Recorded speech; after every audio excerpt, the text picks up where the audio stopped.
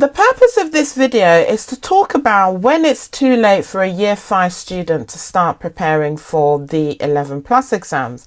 I know that I've spoken about this before, but for you new parents to the Geek School YouTube channel who maybe haven't got to that video yet, I understand, no judgment here. I want to make this very, very simple. There is no way to definitively answer that question across the board for every single year 5 student without first assessing that child's academic ability. So if ever you call an 11 plus tuition provider, that is, and they say, oh no, it's May, we couldn't possibly help Johnny or Sally and so on, literally say your thank yous and move along swiftly onto the Geek School website, geekschool.co.uk, and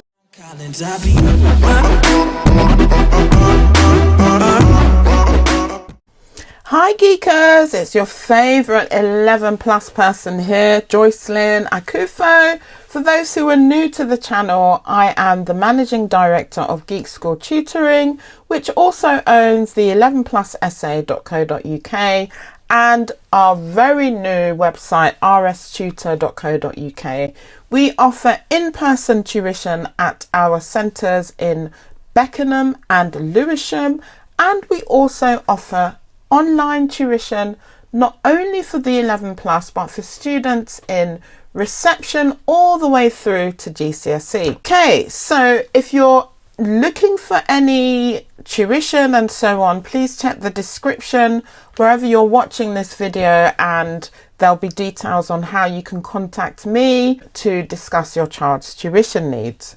Okay, so in the past week, guys, I've had maybe 10 odd phone calls or WhatsApp messages on the Geek School WhatsApp account with parents basically deciding at this time of year for their year 5 child that they would like their child to sit the 11 plus exams, mainly for the grammar schools, with some parents wanting their child to do both the grammars and the independent school exams, which are a bit later.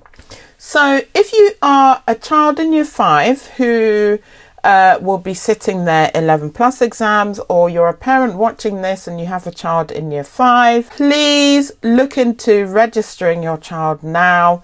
Applications are open. Because the exams start in September, they will start closing applications very soon. Okay, so before we carry on with this amazing video, please remember to like this video, subscribe to the channel and turn on the notifications so that you will get notified every time a new Geek School video goes up.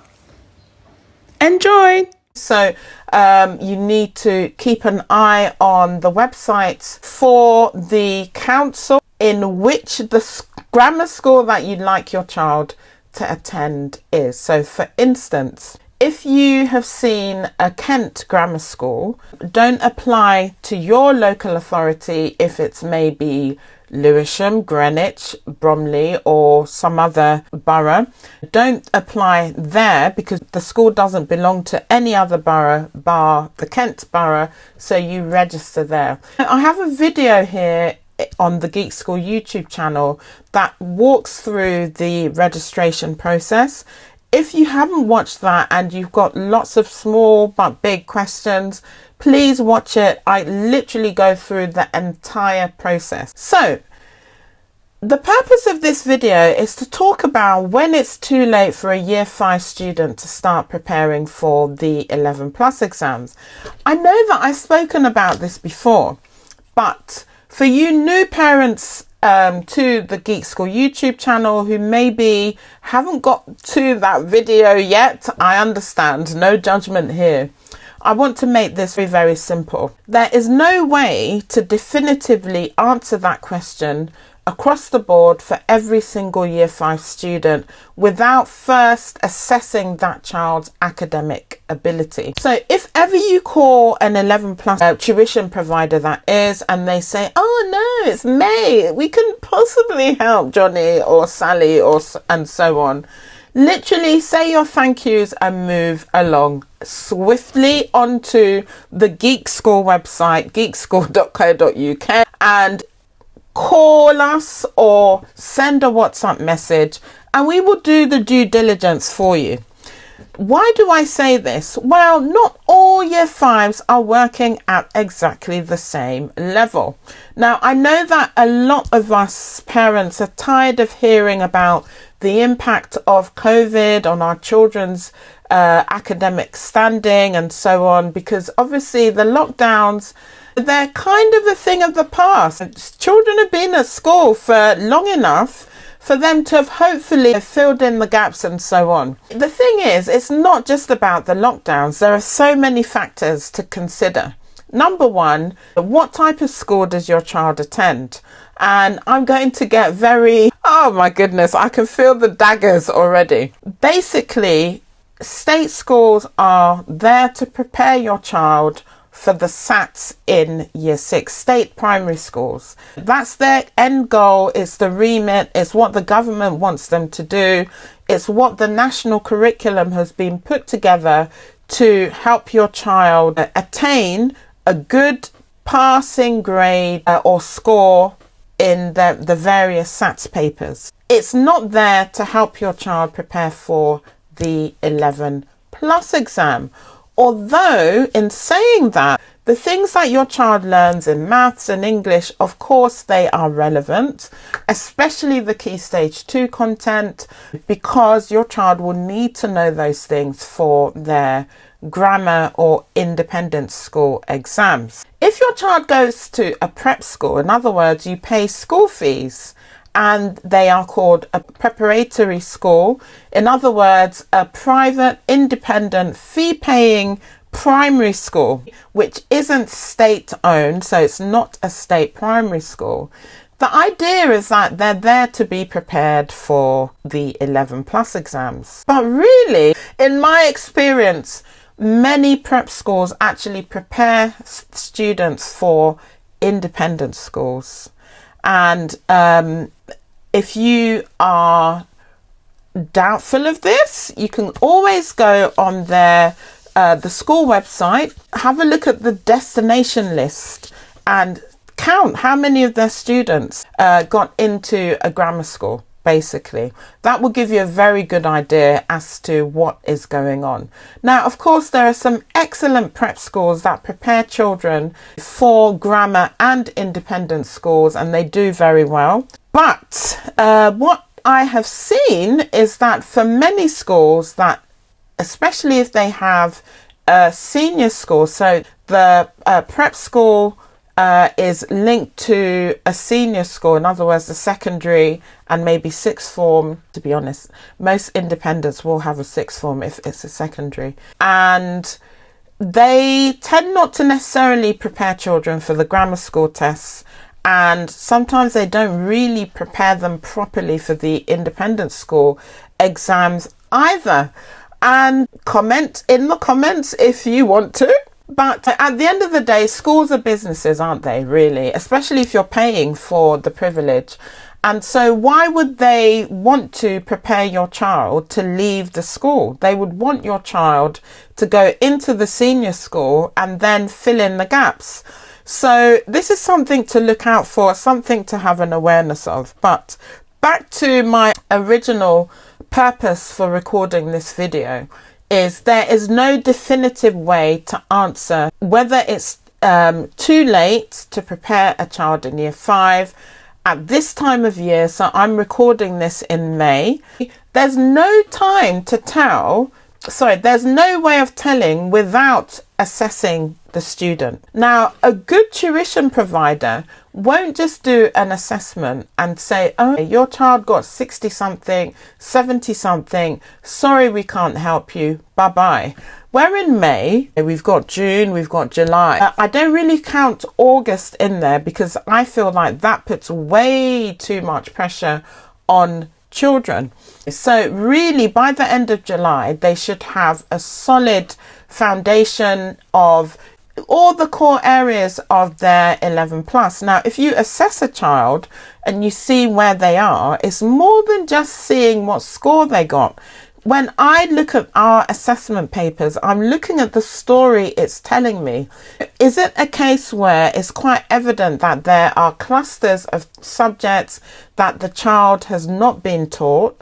And are those subjects easy enough to teach that student?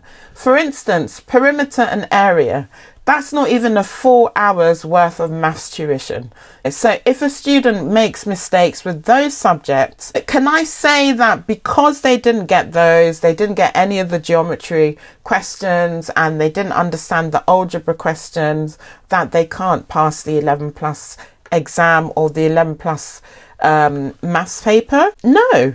I mean, they don't take so long to teach a student, basically. But what I find is from what I see a lot, and often when I see that, it's a parent will have Googled, they come across the YouTube channel, hello, and they head over to the Geek School website, really stressed and worried, have they missed the boat, and so on. It's not as clean cut as that. So I highly advise parents, and if you're a child watching this and you really want to do the exams, ask your parents to watch this and then get in touch with me over at geekschool.co.uk. It's not as simple as just deciding that a child cannot. And I'm not a fan of pigeonholing students. The idea of tuition is to add value anyway. So you look at where the student is when they start, add some value, basically teach and coach them, and then get them to a point where they build the confidence, the knowledge, and the skills required to be able to effectively take these exams and pass the exams and get into a dream school. For me, it's such a privilege, honestly. It's amazing for me in October and between like January and February when the independent school offers a filtering in, even when they shouldn't be filtering in. They're supposed to have a guide date as well. But it's amazing because I know that there are some students where their class teachers might even say, oh no, grammar school, what are you thinking? And I've never understood that, but that's another topic, because for some teachers, they don't agree with the fact that there are different levels, different qualities of education in the UK or English UK system. And so they feel every child should get the same education. So do I. But the reality speaks of something different. So until we can get to that wonderful fairy tale, because it seems that way really, till we can get there, we've got to work with what we have. So basically, wherever you're watching this, there's a description and you will be able to get a link to take an assessment basically for your child if they're in year 4 or year 5. So many students today are prepping from year 4. We've even got some year 3s that we're prepping for the 11 plus, believe me. Parents are really keen to get their children in the right place at the right time as early as possible so that they can have the best chances of gaining entry into these highly competitive schools. So your child does not need to miss out, basically. So I hope that was helpful. I really hope that was helpful. And I will leave that there. It was lovely speaking to you guys again. And I will see you in the next video. Don't forget to subscribe, to like, and to comment, and to share this with somebody who it can be of benefit to. Bye.